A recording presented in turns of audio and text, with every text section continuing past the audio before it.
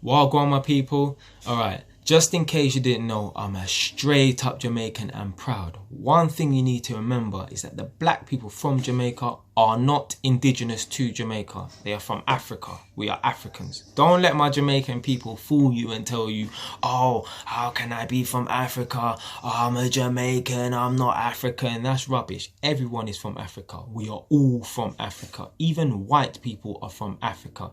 People look at me and they say, oh, you don't look Jamaican, you look Nigerian. Cool. Oh, you don't really seem Jamaican. First of all, what does it even mean to seem Jamaican? How do you seem Jamaican? But that's a next video. So I got this. This is the DNA Ancestry pack, right? And inside the box, there's a tiny tube. And you spit in the tube. And you send it off, and within 6 to 8 weeks, they bring you back results of what parts of the world you have DNA, ancestry. So for me, I know it's going to come up with West Africa, Sierra Leone, Nigeria, and the surrounding countries, right? But what will be interesting to find out is what other parts of the world I have ancestry. For example, on my mother's side of the family, I had a great grandmother. She was half Chinese. So can you tell by the eyes?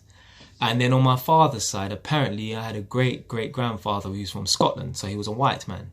And then also one of my aunties on my father's side has said that we have some Syrian in us. So that would be interesting to find out whether or not that's true.